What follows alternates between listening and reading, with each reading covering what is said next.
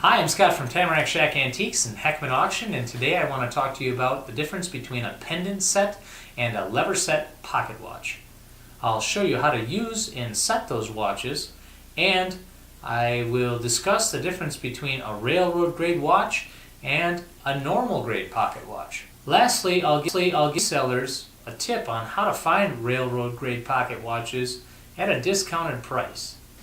Here are two Elgin pocket watches. They are both 16 size, have spade whip hands, and have dials that are the same exact style. There is one difference. One is a pendant set pocket watch, and the other is a lever set pocket watch. They also have different jewel settings and different grades as well. One is a railroad grade, and the other is not. Here is a pendant set pocket watch by Elgin. It's a 17 jewel grade 574. A pendant set watch is set by pulling out the crown like this and then turning the crown until desired time. Then you depress the crown and the watch is set. A lever set pocket watch, you cannot pull out the crown, or sometimes you can, but it will not set the hands. What you need to do is you unscrew the bezel. The bezel is this piece here that holds in the crystal. On occasion, you will find a bezel that is a flip type bezel, and it will have a hinge here down at the bottom of the case. And if you see a watch with hinges or double or triple hinges, it may be one that has a bezel that flips off. This bezel, however, unscrews.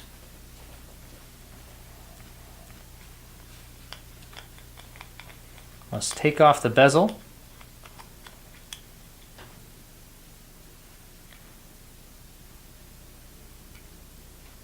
And there, what you'll find is the lever, which is here.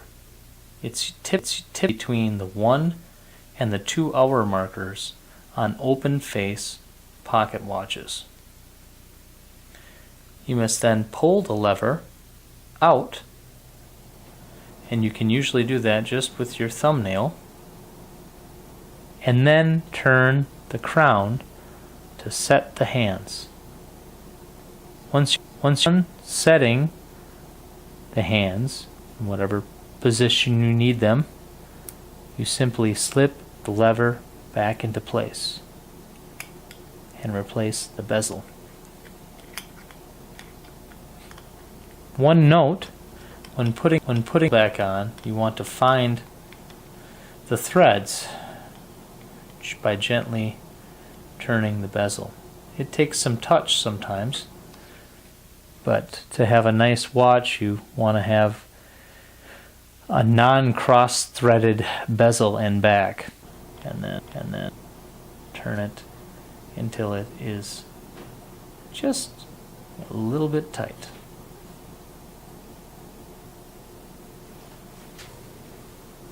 Both watches are still running. A railroad grade pocket watch was simple that was accepted by railroads.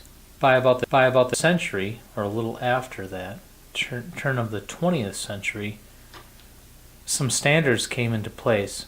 One that the pocket watch had to be an open face. Both these pocket watches are open face pocket watches. They are not hunter's case pocket watches. Number 2, by that time, railroads would only accept pocket watches that had Arabic numerals and were bold and had white dials. There were very few exceptions, certain time periods afterward. And another was the lever set, as we showed before. before. And the purpose of the lever set was so that the watch couldn't, if you were fumbling around in your pocket, let's say, or the crown got bumped, and you could set that watch at a different time by accident, or any other number of possibilities that could happen. So both of these watches appear to be railroad grade pocket watches. As we turn these over and open the backs, you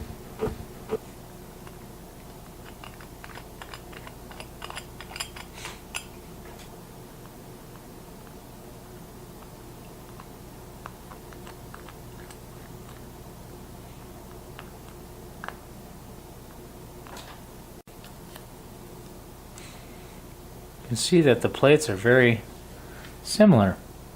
Both are rusted, as you can see.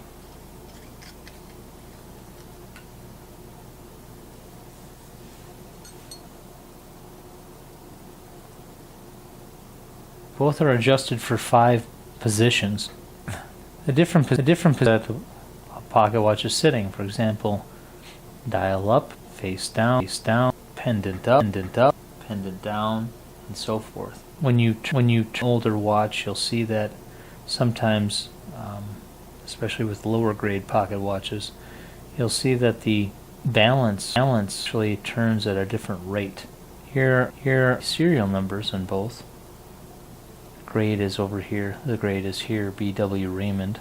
This is also adjusted for temperature. The B.W. Raymond, which was a nice feature added.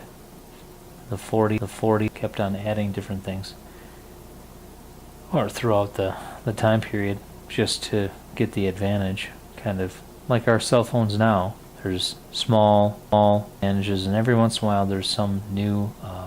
There's a new that comes out, and each company is trying to compete with each other and having the newest and best, and this is no different for these pocket watches, though these are made by the same company here.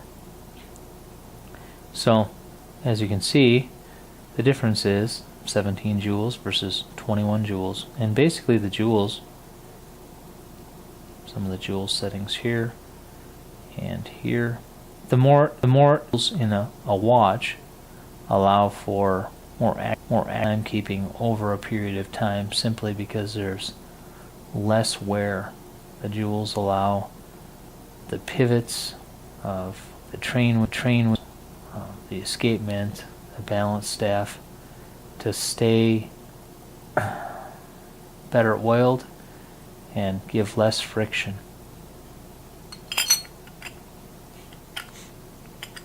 Here's my of the day for all of you resellers or collectors out there. One thing that I've found is that when I'm searching for pocket watches online, a lot of the novice seller, or with maybe somebody that sells all sorts of different things like estates and such, they'll have a pocket watch that's running, but they can't set it. And the reason they can't set it is because they don't realize it's a lever set pocket watch, as shown earlier in this video. Now, many times what I'll do is I'll look for a railroad grade appearing pocket watch, such as the two shown in the earlier in the video, and match that up with something that they say they can't set. I'll make a purchase, and be happy with it typically. Many times the watch is actually running. All you have to do is unscrew the bezel and set the time, and you have a watch that's good to go. If you feel obligated, like I have done in the past as well, is you can share the knowledge with them and ask them, hey, did you take the bezel off, and did you check to see if it's a lever set, or do you know if it's a lever set pocket watch, and help them out if you'd like. But that's my pointer of the day for you resellers. If you want to pick up, or collectors, if you want to pick up railroad grade pocket watches for a little bit less money, it's a good way to do it. Anyway, I'm Scott from Heckman Auction and Tamarack Shack Antiques. Check out both my sites, heckmanauction.com and tamarackshack.antiques.com. At Tamarack, we've got all sorts of watches and parts, many hundreds, thousands of them. I'm also an auction, so check out heckmanauction.com, and you will find all sorts of estates.